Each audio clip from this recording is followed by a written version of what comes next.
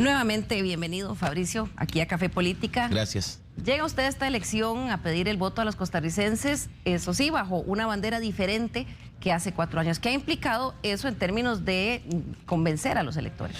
Mira, qué buena pregunta para empezar, porque realmente hemos hecho un trabajo de ya 3 años y un poco más, desde octubre del 2018, cuando fundamos Nueva República, que es el nombre de nuestro partido en la actualidad, y hemos caminado básicamente por todo el país en diferentes etapas, primero en lo que fue la conformación del partido, luego en las elecciones municipales también, que creo que nos ayudaron a montar una muy buena base, una muy buena estructura en todo el país, y ahora en las elecciones nacionales. Comentábamos antes del reportaje que estaremos en esta ocasión en la zona sur, pero la semana pasada estábamos en Occidente, la próxima semana vamos para Limón, hemos ido a Upala, a San Carlos, a la zona norte en general, hemos recorrido toda el gran área metropolitana, para básicamente decirle a la gente, número uno, nuestras propuestas, lo que planeamos hacer en este país desde la presidencia y desde la Asamblea Legislativa con nuestros diputados, y también, sobre todo, que la gente pueda identificar el nombre de Fabricio Alvarado, ya no con Restauración Nacional, partido con el que no tengo nada que ver, sino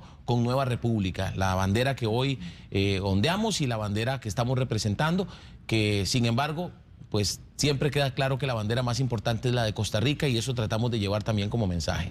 Vamos a ver los resultados, a repasar los resultados de la encuesta del CIEP, de la Universidad de Costa Rica, que se dieron a conocer el día de ayer. Ahí los tenemos. Indecisos subieron 42.6%, José María Figueres un 16.8%, doña Linet Saborío 13.1%, y ahí está usted en tercer lugar, 8.5%. ¿Cómo tomó usted los resultados que trascendieron ayer? Los valoramos como positivos. Las encuestas siempre hemos aprendido a verlas como una fotografía de un momento específico. Hay otras encuestadoras cuyos resultados quizás son un poco diferentes, nos ubican quizá un poco más arriba, otras se asemejan a esta. Pero lo más importante, creo yo, y lo que hemos rescatado de esta en particular, es que hay un crecimiento. De hecho, de todos los candidatos, Fabricio Alvarado es el único que crece en porcentaje, lo cual por supuesto es algo muy positivo para nosotros, y además nos obliga a, pues en esta última recta, en estos 15 días más un fin de semana que nos queda, pues darlo todo, y esa es la motivación que le estamos haciendo a toda nuestra gente en todo el país, darlo todo para que ese porcentaje suba, independientemente de cuál sea la encuestadora.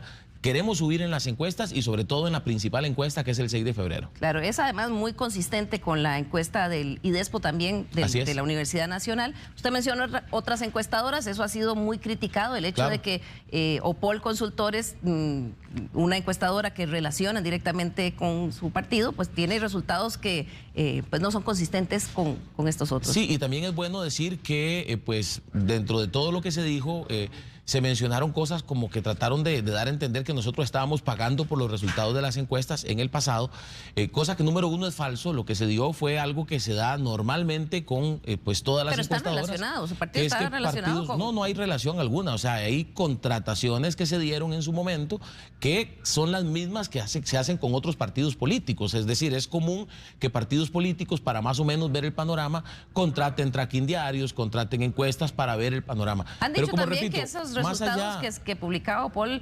en algún momento, y bueno, incluso estos que son tan diferentes a estas encuestas de la UCR y de la UNA, generan confusión en el electorado. Bueno, no solamente la de Opol, hay otras encuestadoras que también nos ubican con porcentajes pues más altos, pero como repito, más allá de eso, porque lo que hay que entender para nosotros es esto, cada encuesta es... Y viendo todas las encuestadoras, por ejemplo, ponerlas sobre la misma mesa, cada encuesta es una fotografía diferente de un fotógrafo diferente, y no podemos ignorar ni la una ni la otra. Claro, para nosotros hoy hemos hablado de esta fotografía en particular. Y que como repito, la tomamos en cuenta, y para nosotros es importante el crecimiento que se da en esta encuesta del CIEP, y pues representa un reto, porque si es tal cual lo está planteando esta encuestadora, pues el reto es crecer lo suficiente para entrar en segunda ronda o incluso para ganar las elecciones. Claro, surgen los resultados esta semana con ese crecimiento. Sin embargo, sorprendió el domingo pasado cuando su campaña y usted publica un mensaje en las redes sociales y en Televisión Nacional, un spot publicitario con una línea que sorprendió. Vamos a verlo un momento, a compartirlo con los televidentes.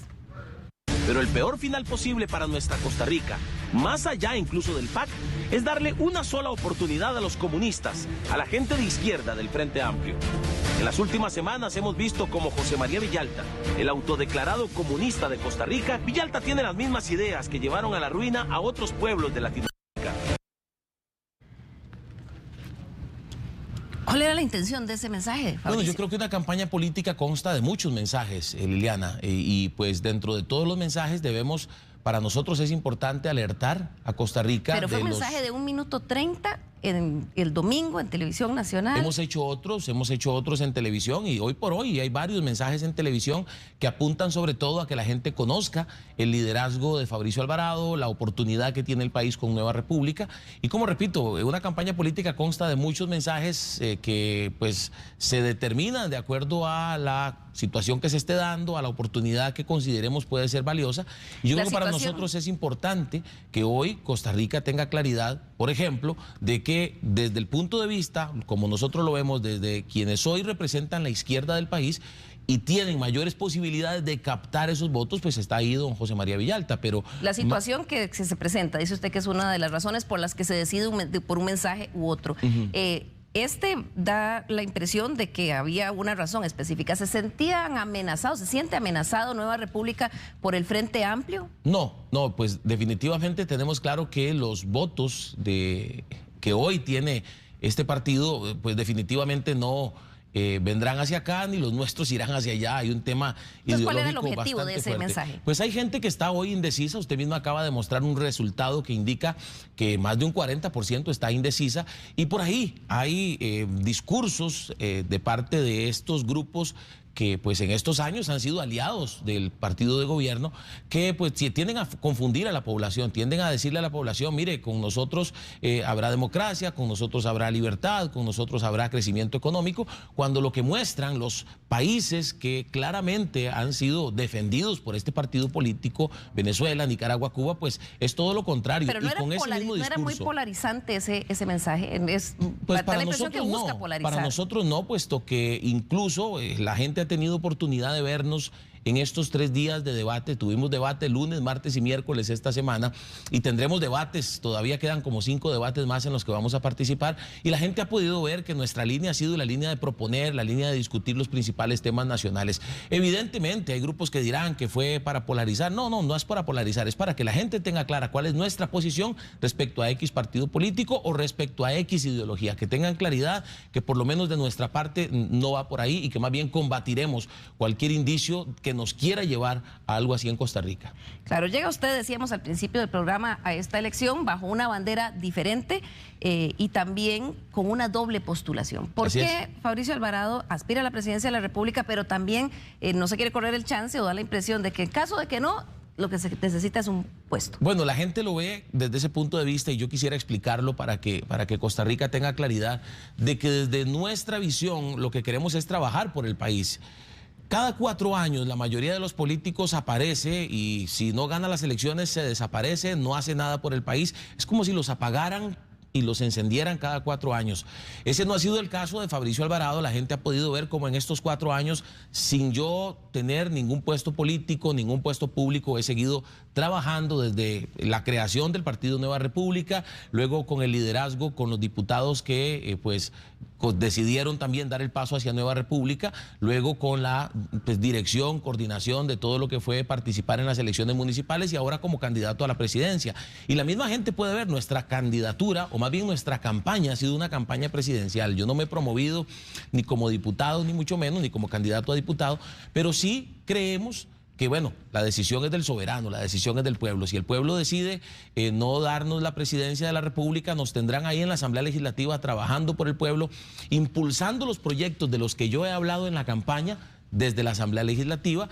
Y bueno, también no podemos obviar, Liliana, que en la campaña pasada la gente se identificó con Fabricio Alvarado, no con un partido político, al punto de que, ahí están los números, fueron 530 y resto de 1000 votos en la papeleta presidencial y 200.000 votos menos en la papeleta de diputados. Entonces también creemos que como estrategia puede resultar positivo que el nombre del líder del partido aparezca en las papeletas de diputados, porque nos interesa mucho. ¿Una estrategia de marketing, dice usted? Sí, ¿o para que podamos también tener una buena fracción de diputados? Yo creo que el mayor ejemplo lo hemos visto en estos últimos 2 gobiernos, donde el pueblo apoyó a un candidato, pero no apoyó a su partido político y le dio una cantidad de diputados. 10 diputados tuvo el partido de gobierno. Nosotros necesitamos de ganar las elecciones, que creemos que la vamos a ganar, 20 diputados por lo menos en la Asamblea Legislativa, y por eso nuestra campaña. A tener 20 diputados? Bueno, creo que tenemos que trabajar para eso, lo hemos estado haciendo, y siempre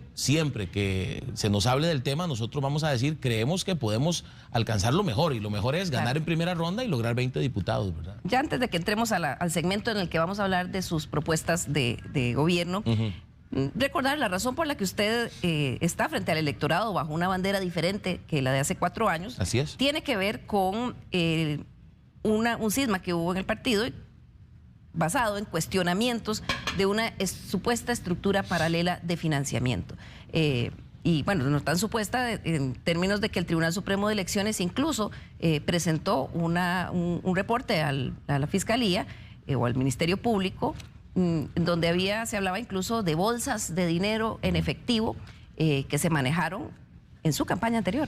Bueno, eso fueron versiones que el tribunal recibió en su momento. ¿Había fotografías y testimonios? Bueno, la única fotografía que yo vi fue una fotografía de un plano cerrado que pues realmente a nosotros no nos dice la gran cosa, pero lo que le puedo decir, Liliana, es que, número uno, los informes, yo tuve la oportunidad de leerlos de principio a fin, y los informes que el Tribunal Supremo de Elecciones envió, incluso entiendo que hay otros informes posteriores de los que no se ha publicado prácticamente nada, pero los informes que el Tribunal Supremo de Elecciones envió al Ministerio Público no mencionan, número uno, no mencionan el nombre de Fabricio Alvarado. La campaña o lo que se publicó en algunos medios de comunicación casi que se personalizó y se hablaba en titulares de La Nación, por ejemplo, y decía campaña de Fabricio Alvarado, tal cosa.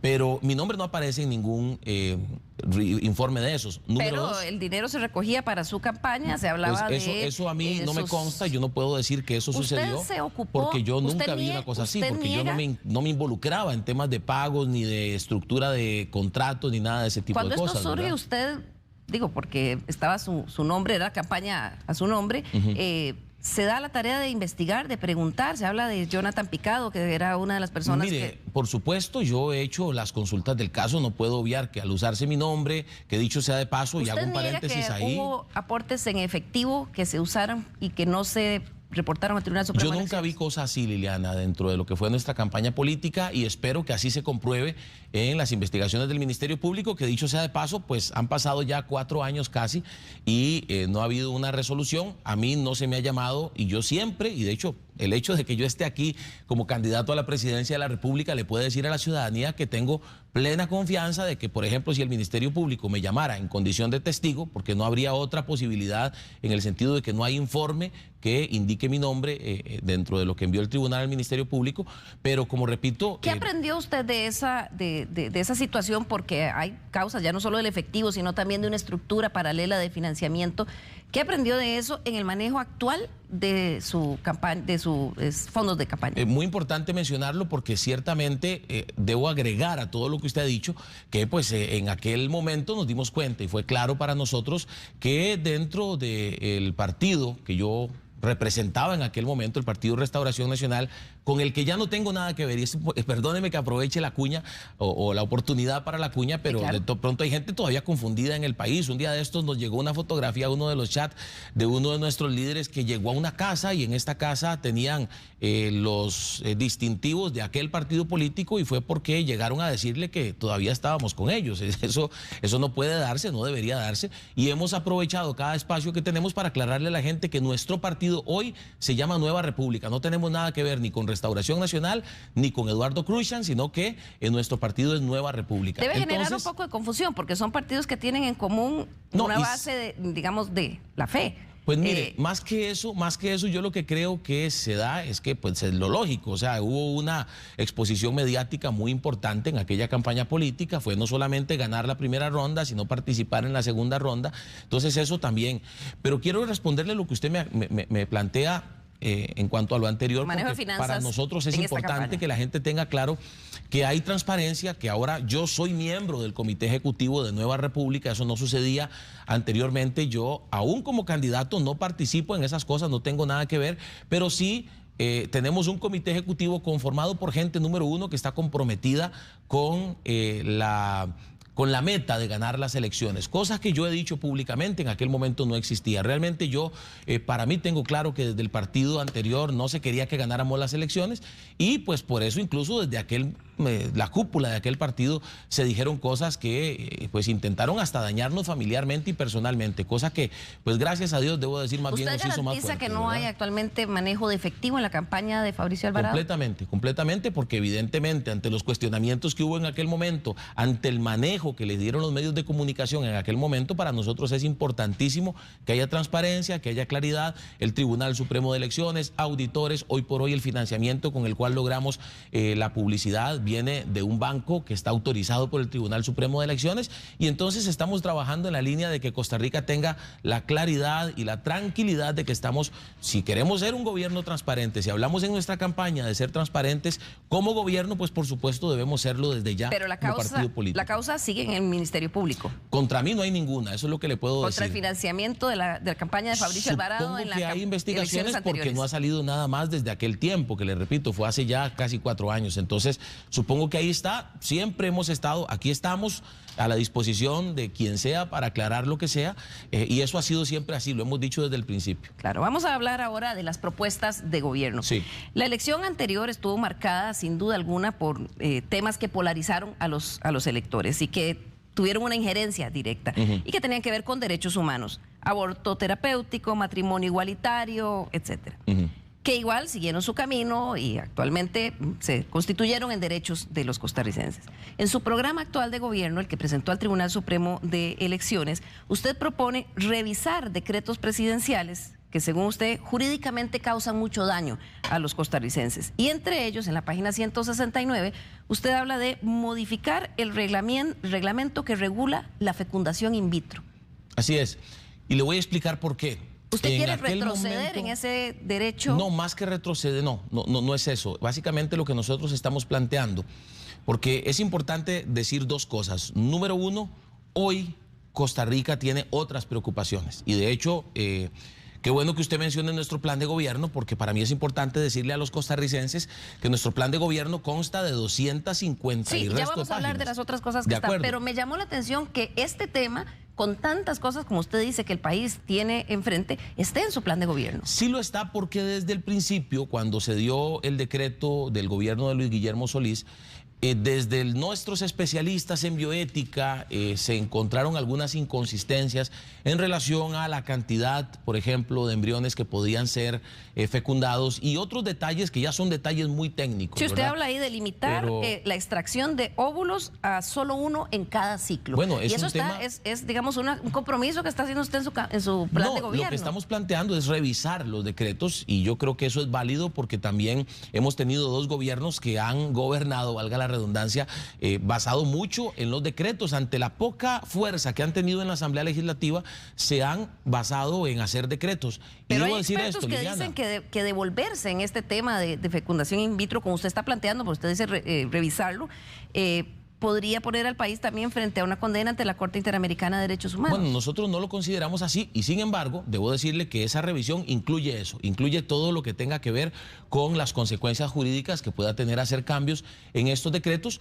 Para nosotros es importante también decirle a la gente, porque bueno, también nos pasó con un medio de comunicación que se enfocó únicamente en ese decreto y también en el de aborto terapéutico, mal llamado terapéutico según nuestro criterio, pero nosotros Por ejemplo, hemos recibido preocupaciones de diferentes sectores, como el sector empresarial, como el sector bancario, como sector comercial también, que nos han dado inquietudes y nos han dicho, hay decretos que nos inquietan y les hemos pedido hacernos llegar. Digamos que ellos no nos lo han dicho específicamente, sino que nos han dicho que están haciendo una revisión de decretos. Pero entonces usted que sienten que les han afectado. Promete en su plan de gobierno revisar decretos que no sabe todavía cuáles son. No, por supuesto que, como le repito, desde el punto de vista del trabajo que tenemos que hacer es revisar los decretos que haya hecho este gobierno, que de pronto hayan podido afectar desde el punto de vista económico, desde el punto de vista social, desde el punto de vista incluso de el trabajo de las instituciones públicas, para tratar de hacer más eficientes a las instituciones. Claro. En eso tenemos un equipo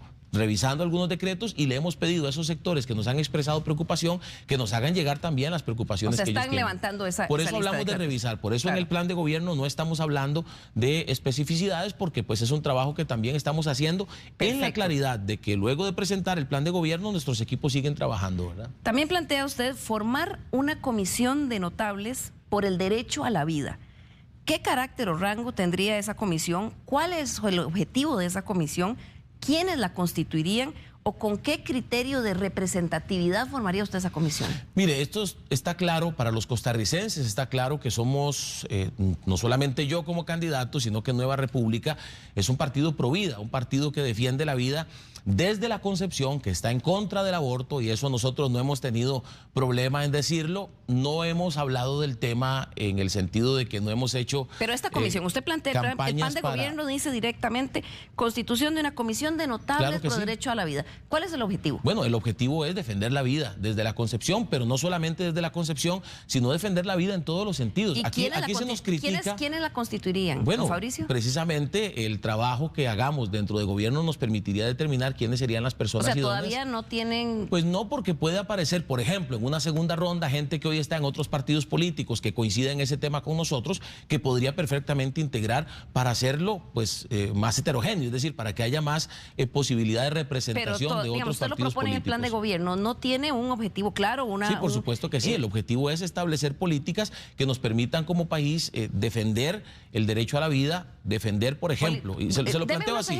Unos ejemplos de esas políticas. Sí, por ejemplo, establecer políticas, por ejemplo, para acompañar a las mujeres embarazadas que estén en condiciones de riesgo, que de pronto sean personas que por su situación económica o porque tal vez fueron víctimas de violación y lamentablemente se da esta situación, pues entonces acompañarlas, que me parece que esa es la ruta correcta cuando se da una violación. La ruta correcta no es el aborto, la ruta correcta es que el Poder Judicial pues ejecute lo que tiene que ejecutar, es decir, que el agresor, que el violador sea castigado y que la persona embarazada sea acompañada para que pueda ya tomar una determinación, ya sea de quedarse con el bebé o entregarlo en adopción, pero esa sería una de las políticas que podríamos establecer. ¿Cuál es el rango que tendría esa comisión? No, mire, más que todo sería una comisión para aconsejar, para acompañar al gobierno y para ayudarlo a establecer políticas en los sentidos que le estoy mencionando. Pero el gobierno necesita acompañamiento de una comisión externa. Es una comisión que sería parte del gobierno, es decir, es parte de lo que nosotros queremos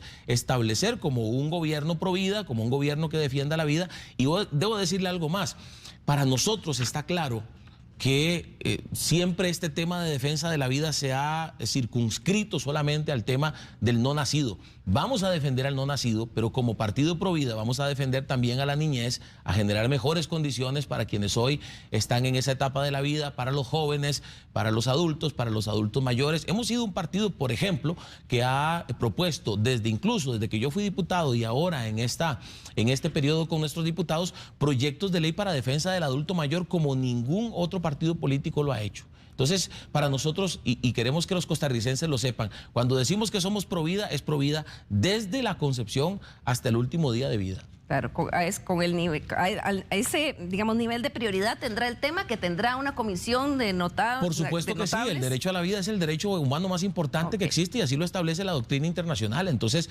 nosotros creemos que es importante defenderlo. ¿Eso claro sería una comisión de funcionarios públicos o serían voluntarios? No, no significaría mayores, o sea, no significaría más recursos, no sería ¿Lo nombraría usted como presidente? Así es, una nombrada por el presidente y que, como repito, no generaría gastos para el país, sino que sería ad honorem de parte de todos los miembros, que estoy seguro habrá muchos en el país que quisieran formar parte. Vamos ahora al tema de la propuesta económica, que creo que usted ha centrado mucho su discurso en la campaña, en esta ocasión, en este tema.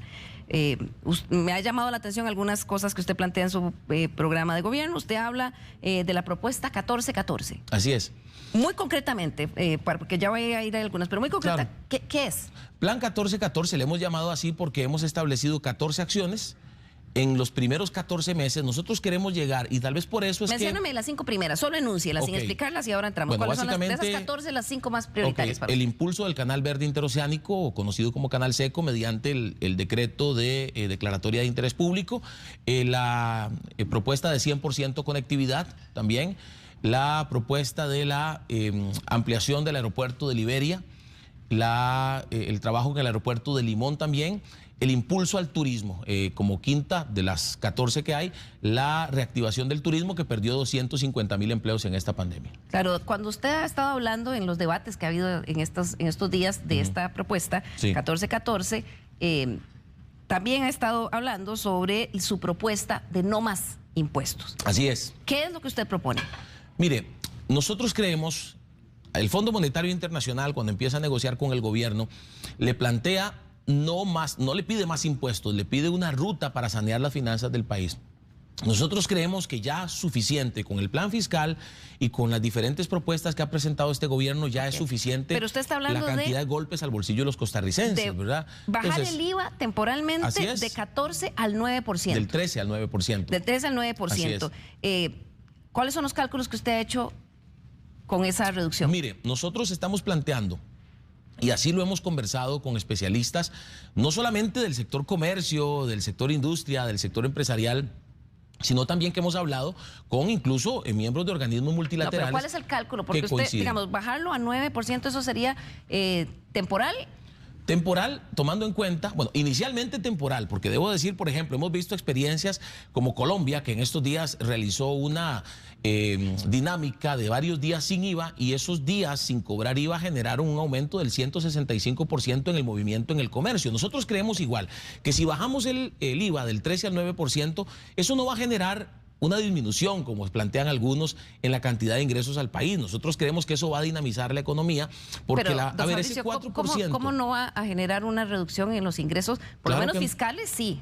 Pues no, porque, Liliana, vea, si usted, y a nivel comercial eso se ha demostrado, como repito, en experiencias como la que le acabo de mencionar, cuando usted disminuye del 13 al 9%, la gente no va a agarrar ese 4% y lo va a ir a meter debajo del colchón. La gente va a motivarse a ir a comprar más, a moverse más en el comercio, a hacer más cosas. Lo que deja de recibir el Estado. Es que precisamente... Ahí sí hay un hueco. No, porque la gente vuelve al comercio, va más al comercio, se dinamiza el comercio y eso termina ingresando en las arcas del Estado. Pero además, Liliana, es que esa no es... ¿Qué proyección ha hecho usted que dejaría de recibir el fisco? Digo, porque para plantear reducirlo al 9% ha de haber hecho algunos cálculos. No, porque, como le repito, para nosotros no va a haber una reducción, al contrario, va a haber una dinamización del comercio, que es plata que termina ingresando de todos modos, porque... ¿Cómo le ingresa más dinero al fisco si usted reduce el IVA? Bueno, número uno, y es que tal vez es importante que usted mencione, o que nosotros mencionemos acá, que esta propuesta no va sola. A la par de rebajar el impuesto del 13 al 9%, que, como repito, para mí dinamiza la economía, la gente va a comprar más, la gente se va a mover más, ¿sí? Es que el cálculo nuestro es que más bien puede haber una dinamización que permita que no exista tal hueco, pero además nosotros estamos haciendo una línea de acciones, de diferentes acciones que van a traer recursos al país. Por ejemplo, los escáneres en aeropuertos, puertos, fronteras, en aduanas. La instalación de los escáneres, los cálculos que se ha hecho, por ejemplo, los cálculos que hizo el Banco Mundial a la hora de estudiar el proyecto de Hacienda Digital, que incluye los escáneres, que incluye un monto de varios millones de dólares, 28 millones de dólares para la compra de escáneres, determina, esos cálculos nos permiten a nosotros determinar que con los escáneres ubicados en todo el país estaríamos hablando de un ingreso de 468,000 millones de colones al año. ingresos que hoy no están dándose. La venta de activos ociosos, si me permite, la venta de activos ociosos, que es un proyecto de Nueva República, el de Escáner también es un proyecto de Nueva República, se presentó, se aprobó, el presidente no lo ha firmado a esta altura, pero el de activos ociosos, estamos hablando de 60.000 millones de colones que hoy no están entrando en 14 meses, 200.000 millones de colones en 4 años. Pero ahí sí tiene usted cifras muy concretas en este caso, pero en el de la reducción temporal del IVA, ¿tiene el cálculo de cuánto va a dejar de recibir el Estado versus cuánto es exactamente lo que usted dice que se va a recibir de más por esa dinamización económica? Es que para nosotros el tema va por el lado de que Costa Rica no se va a contraer ni la economía, sino por el contrario, se va a dinamizar y eso nos va a generar que esos recursos no se pierdan, sino que se mantengan ahí. Propone usted también suspender entre 30 a 50 impuestos. ¿Cuáles son y cómo va a reponer el hueco fiscal que esto generaría? Bueno, nuestro equipo económico está estudiando cuáles podrían ser. Es una potestad que tiene el gobierno. Eso lo puede hacer el gobierno. No hace falta un proyecto de ley para derogar ningún impuesto, sino que se pueden suspender el cobro igual, de manera temporal. Eso lo determinará. Eso se hace en el camino, Liliana, y pero usted se lo propone a los electores, claro, y en su plan de gobierno les dice, voy a bajar los impuestos, pero todavía no sabe cuáles ni los ha determinado. Nuestro equipo lo está trabajando, está revisando cuáles pueden y cuáles generarían precisamente un impacto menor a las arcas del Estado, pero sí que también de alguna manera traerían pues algún alivio económico a los costarricenses, que es lo que nos interesa. Entonces, en esa línea lo más importante es que la gente entienda que pues es un trabajo que va caminando de forma paralela. Conforme vayamos ejecutando algunas acciones que nos permitan ingresos, que nos generen ingresos, podemos ir ejecutando también la suspensión de algunos de estos impuestos. Para nosotros pero ahí está entonces claro. Tampoco hay cifras, no hay cálculos. Mire, los cálculos los está haciendo el equipo económico y creo que la gente tiene claridad de que ese es un trabajo que no se termina de hacer. Nosotros sí esperamos para el primero, o más bien para el primer día de trabajo, para el 8 de mayo del 2022, tener claridad de cuáles son esos y empezar a ejecutar, por supuesto. Pero por no eso es un hemos poco engañar al costarricense en su plan de gobierno, decirle yo le voy a bajar de 30 a 50 impuestos y todavía engañarlo sería no hacerlo. No sabe cuáles son, no sabe cuál es el impacto fiscal que tendría eso, cómo afectaría sus posibilidades de hacer política social, por ejemplo. Bueno, para nosotros no es así porque engañarlo sería no hacerlo. Engañarlo sería después decir no se pudo hacer. Nosotros sabemos que sí se puede hacer, estamos en conversaciones porque, como repito, es que esa no es la única hoja de ruta. También, al mismo tiempo, nosotros como país tenemos que reestructurar el pago de alquileres, renegociar el pago de alquileres y reducirlo todo lo que se pueda, reestructurar el pago de la deuda interna, que tenemos vencimientos del 22 al 24, del 2022 al 2024, de 12 millones de dólares. Eso hay que moverlo 30 años más y bajar intereses.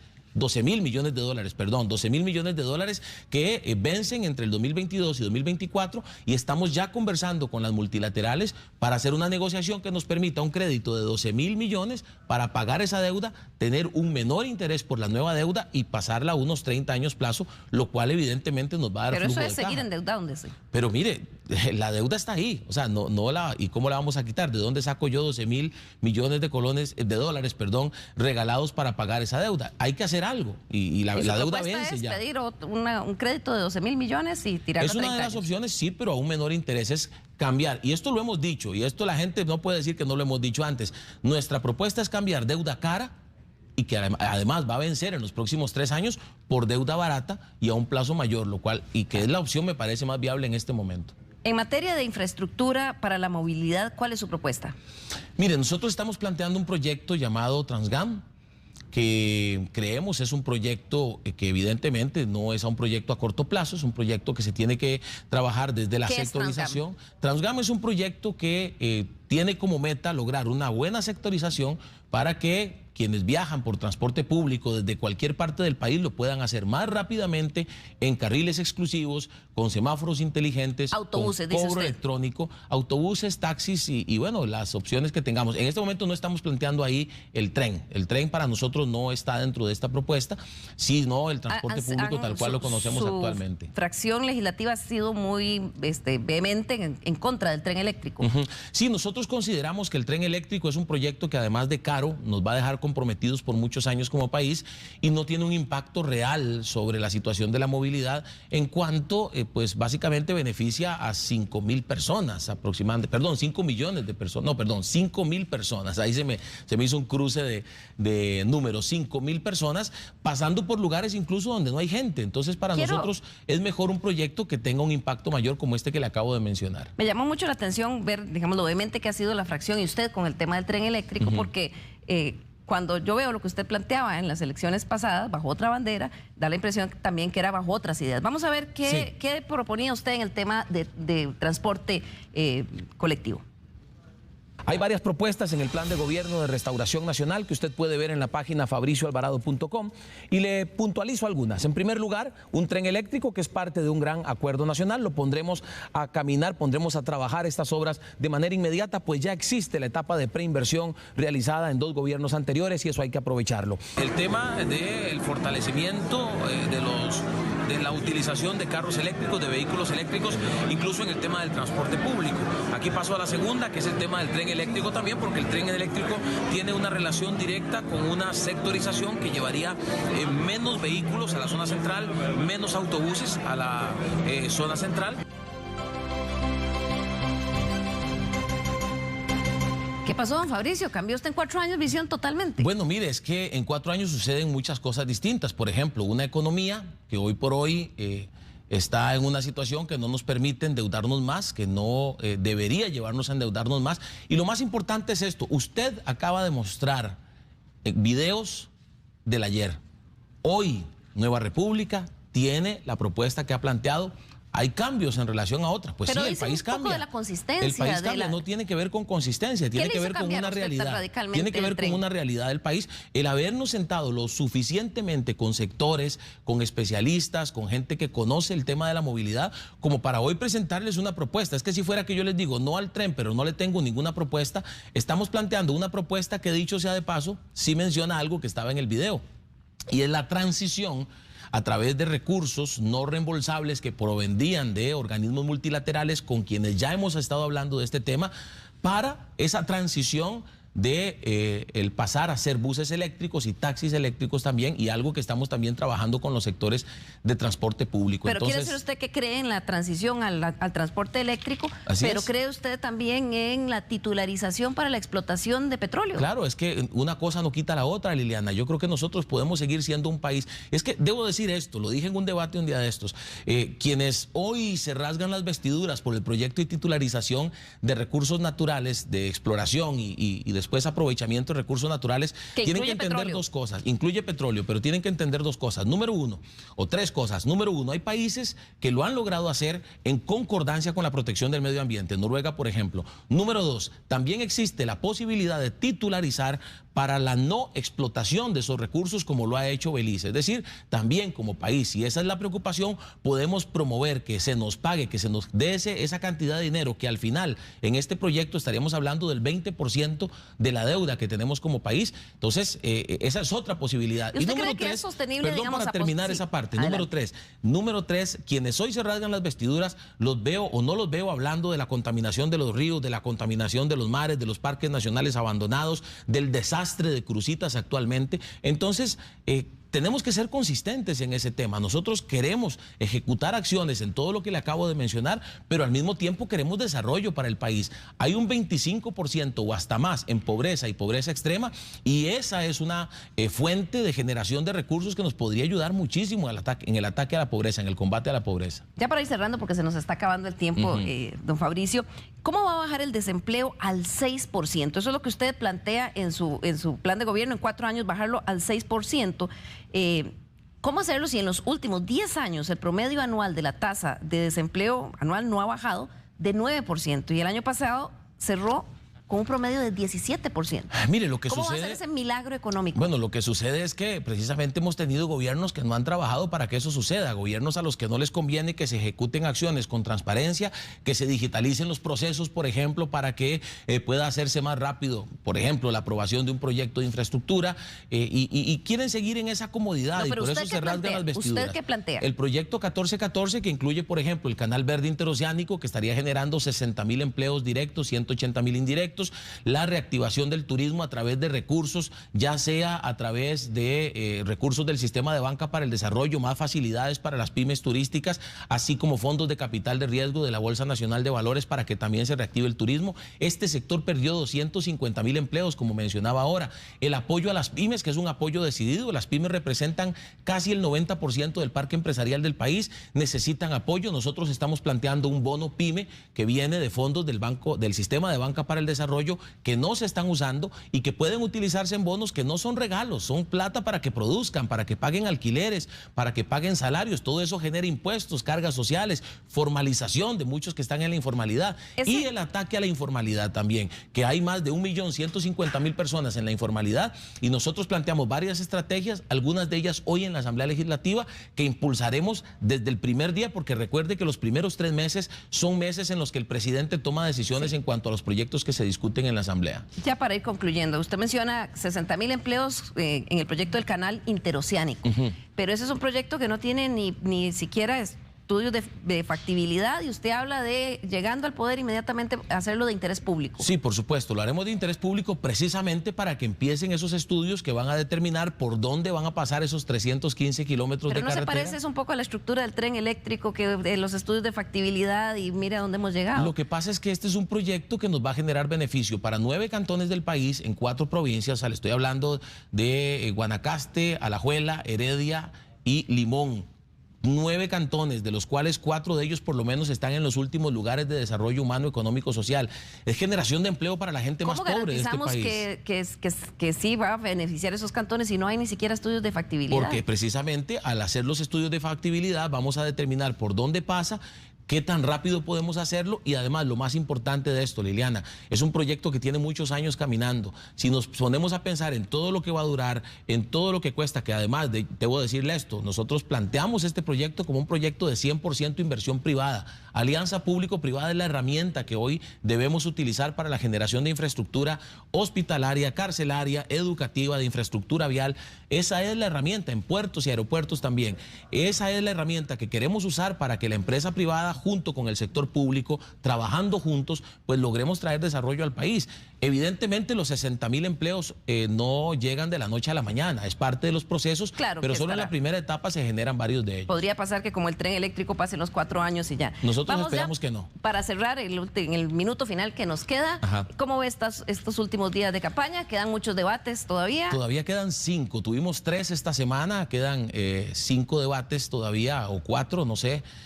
Pero básicamente lo que nosotros estamos haciendo es trabajar, darlo todo, motivar a nuestra gente a recorrer cada rincón del país, dar el mensaje de nuestra propuesta política, recordarle a la gente que Fabricio Alvarado hoy es el candidato de Nueva República y de ningún otro partido, y que Nueva República es el que tiene las mejores ideas, sobre todo porque nos interesa que la gente no quiebre el voto el próximo 6 de febrero. Es muy importante para nosotros. Costa Rica se juega muchas cosas hoy, básicamente, y la misma encuesta que usted mostró al principio lo muestra. Tenemos 2 caminos, el del bipartidismo o el de la esperanza representada por Nueva República, el de la verdadera esperanza.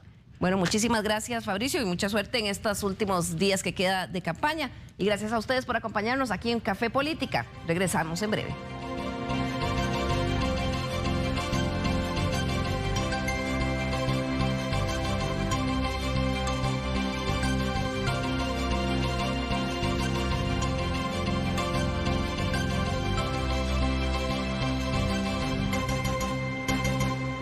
Lo invitamos a suscribirse a nuestro canal de YouTube para que repase todo el contenido disponible.